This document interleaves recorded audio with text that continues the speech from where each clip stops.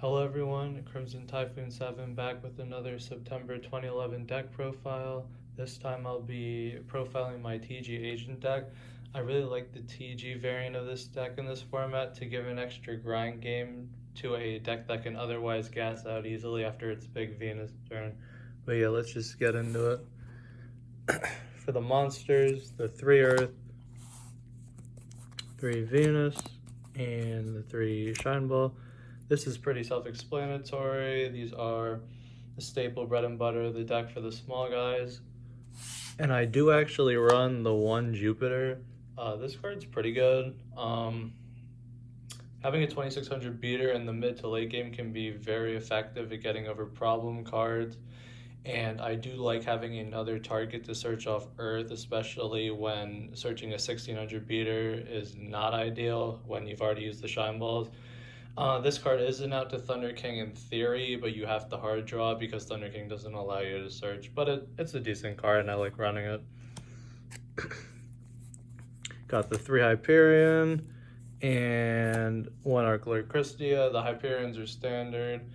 And the 1 Christia, I don't really like 2 in this deck. This deck can brick sometimes on big dudes if you don't see an agent, and especially if you get over the 4 fairy count, Arclord Christia can be a pretty bad card. But it is such a powerful card that you have to run at least 1. I would not cut this card completely, but I do like it at the 1 instead of the 2.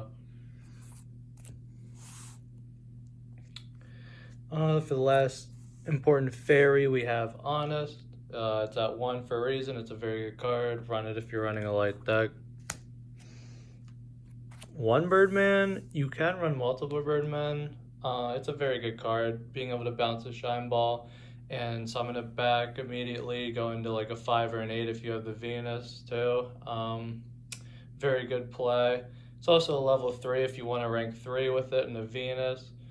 And yeah, it's also a dark too, so if you attach it to a rank 3 and detach it, you can get a dark in the grave. Along with that, I do run the Sangan. I do not run tour guides. You most certainly can run tour guides if you'd like. It's a very good card.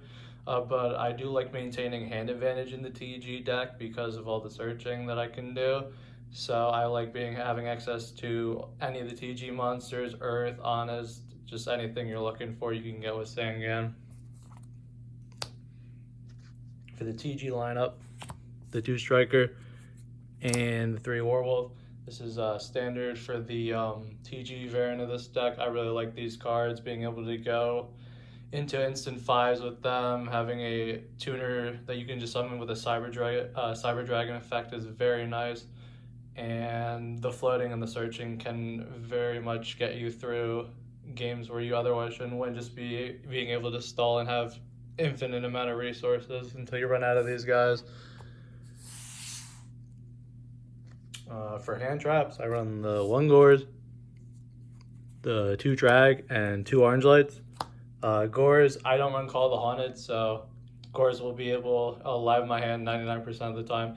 The 2 Trags, I'm running the TG variant, so I'm going to maintain a decent hand size, so this card can be 3,000, 3,600 a decent amount of the time, so it can just win games by itself.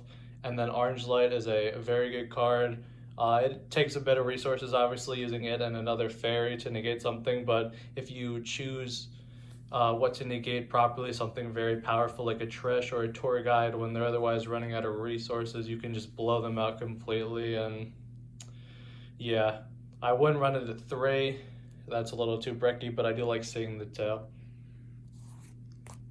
That's it for the monsters, except for 1 BLS. It's a light deck with some darks, so you're gonna run BLS because it's insane. That's it for the monsters. For the spells, 2 Pot of Duality.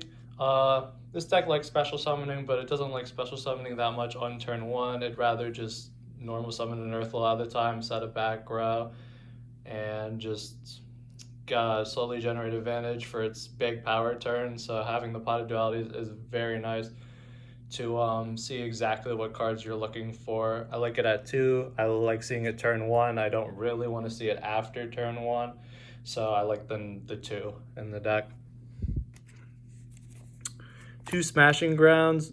this deck has more of a problem with Thunder King than most decks, and you need to have cards to answer specific monsters, and Smashing Ground certainly helps you do that. The biggest target obviously is Thunder King, but you can get over any other problem monsters just by using this card. You like having your big guys, you don't like them having their big guys, so if you can dominate the field with your big beaters, you'll be able to win the game, and this just helps you get there.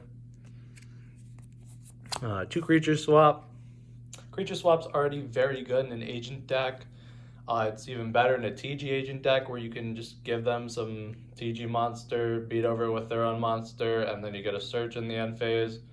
Yeah, this card is really ridiculous. Just summon a Shine Ball in attack mode, summon a TG in attack mode, just give them it. They give you your good monster, or their good monster, and then you just take over the game from there. For staple one-ofs, Dark Hole, Pot of Avarice, Reborn, and Heavy, and with the Heavy, the 2 MSTs. Dark Hole, Avarice, Reborn are very good cards. Run them if you can in this format. Heavy is obviously another very good card. And then I like the 1 Heavy, 2 MSTs in this format for back row removal. I feel like 3 MST is too much. The one that's missing here from the staple one is Mind Control. That's obviously also a very good card. You can run that, but this is what the spells I decided on. Traps, I run a few. Mirror Force and Torrential, because these cards can let me go plus if I get rid of 2 or more monsters with them. I do run the Trags, and I like keeping a big hand size, but trap cards that let you go plus are generally very good, so I do like having these ones. Torrential's especially good in this deck, just because you can get rid of everything, and your TGs will go off because they just have to be destroyed on the field. It doesn't matter by whose card effect, so you can get TG searches with your if you torrential your own board. So if you see that card, you can just set a TG and pass. And then the last trap card, Trap Dust Shoot. It's still legal in September 2011 for some reason, so run it if you can. Not much more to say about that. The main deck is 43 cards. I feel less bad about running for a 43 card deck with agents than any other deck, because while every time you add a card to a deck, you are less likely to see your combo pieces. With agents, every time you add a card to your deck, you have less of a chance to see Shine Ball in your opening hand, so there actually is a trade-off to adding more cards in, which isn't the worst thing in the world. You can obviously cut it down to 40 if you prefer that, but yeah, I don't feel that bad about running 43 in this deck. Onto the extra. For 4s, the Armory Arm, you have a lot of level 2 tuners, and you have Shine Balls, so you need a 4, and Armory Arm is the 4 in this format. For 5, Catastor, Librarian, and Wonder Magician. These 2 are staple.